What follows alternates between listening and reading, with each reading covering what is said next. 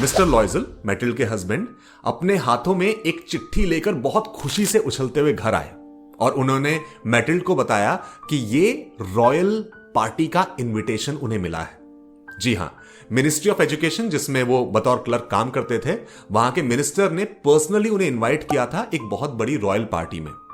तो जैसे ही मेटिल्ड royal party की बात सुनती है, वो तुरंत रोने लगती है और उसके हस्बैंड एकदम चौंक जाते हैं कि इतनी खुशी की बात पर, जो उन्हें लगा था कि सुनकर मेटिल्ड बहुत खुश होगी, ये अचानक रोने क्यों लगी। तो वो कहती है कि तुम किस मुंह से ये इनविटेशन मेरे पास लेकर आए हो? क्या तुम्हें पता है मेरे पास पहनने के लिए कुछ ढंग के कपड़े नहीं हैं कि मैं इतनी बड़ी रॉयल पार्टी में जाऊं जहां पर खुद एजुकेशन मिनिस्टर मौजूद होंगे। तो किसी तरह मिस्टर लॉयजल उसे चुप करवाते हैं और कहते हैं देखो, तुम फिक्र मत करो, हम किसी तरह एक नई अच्छी ड्रेस तुम्हें लाकर देंगे। तो मेटिल्ड कहती है तुम कहां से लाकर दोगे, कहां है तुम्हारे पास इतने पैसे? तो अब कुछ वक्त से मिस्टर लॉयजल अपने शिकार के इक्विपमेंट्स के लिए कुछ पैसे जमा कर रहे थे। वो हर संडे शिकार के लिए जाया करते थे, तो करीबन 400 फ्रैंक्स उनके पास थे। तो उस जमाने में, क्योंकि कहानी सन 1884 में लिखी गई थी, उस समय फ्रांस में उनकी ऑफिशियल करेंसी थी फ्रैंक, जो कि सन 2002 में आकर उन्होंने डिसॉल्व की और उन्होंने यूरो को अपनी फॉर्मल करेंसी के रूप में एक्सेप्ट किया।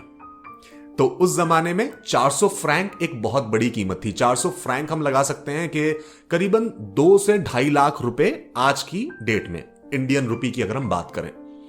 तो कहते हैं कि मेरे पास करीबन 400 रुपए मैंने सेव किए हैं अपने हंटिंग इक्विपमेंट्स और गियर्स के लिए। तुम एक काम करो, तुम उन पैसों से एक अच्छी सी ड्रेस खुद के लिए खरीद लो। अब ये बात सुनते ही मेटिल्ड खुश हो जाती है, उछल पड़ती है और कहती है कि ठीक है, मैं अपने लिए एक नई ड्रेस लेकर आऊंगी। और फिर 400 फ्रैंक्स का एक बहुत खूबसूरत गाउन वो अपने लिए लेकर आती है, जिसे देखकर कोई भी उसकी तारीफ करे।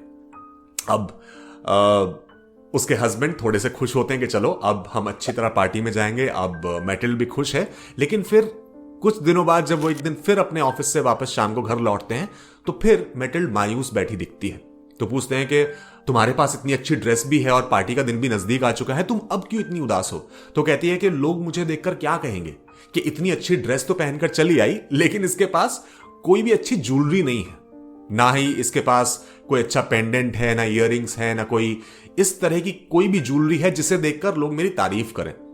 तो तुरंत मिस्टर लॉयजल उसे याद दिलाते हैं कि तुम्हारी दोस्त मैडम फॉरेस्टियर यहीं पास में रहती है ना, तुम उससे जाकर क्यों नहीं बात करती? उसके पास जरूर कुछ ना कुछ अच्छी ज्वेलरीज होंगी। तो मैडम फॉरेस्टियर, पूरा नाम मैडम जीन फॉरेस्टियर, वो मेटिल्ड की पुरानी दोस्त थी और बहुत ही अच्छे घर में उनकी शादी हुई थी, बहुत रईस लोगों के बीच वो थी और बहुत ज्यादा पैसा उनके पास था। तो मेटिल्ड अक्सर उन्हें अवॉइड ही करती थी, क्योंकि उनसे मिलकर, उनसे बात करके उसे अपने कम होने का एहसास और ज्यादा हुआ करता था। लेकिन अब बात थी अपनी शान की, पार्टी में चमकने की, तो वो तुरंत राजी हो जाती है और अगले दिन मैडम फॉरेस्टियर के घर पहुंच जाती है और उनसे कहती है कि उसे एक रॉयल पार्टी में जाने के लिए कोई अच्छी ज्वेलरी चाहिए, तो क्या वो उसकी हेल्प कर सकती हैं? तो मैडम फॉरेस्टियर बहुत खुशी से उसका स्वागत करती हैं और अपने बेडरूम में ले जाकर अपने कबर्ड को खोलकर उससे कहती हैं कि लो, तुम्हें जो कुछ भी समझ में आए, पसंद आए, तुम वो अपने लिए चुन लो। अब कबर्ड में एक से एक बेहतरीन ज्वेलरी उसे दिखती है, लेकिन पहली नजर में उसे इश्क हो जाता है एक बहुत ही खूबसूरत डायमंड नेकलेस से।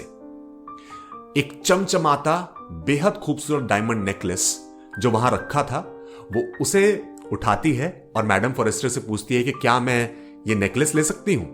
और मैडम फॉरेस्टियर उसे बड़े आराम से इजाजत देती हैं कि बिल्कुल, ये नेकलेस तुम पहनो, अपनी पार्टी अटेंड करो और फिर मुझे वापस कर देना। तो बस अब आ जाती है पार्टी की शाम और उस शाम में असली रंग बिखरता है मेटिल्ड की खूबसूरती का।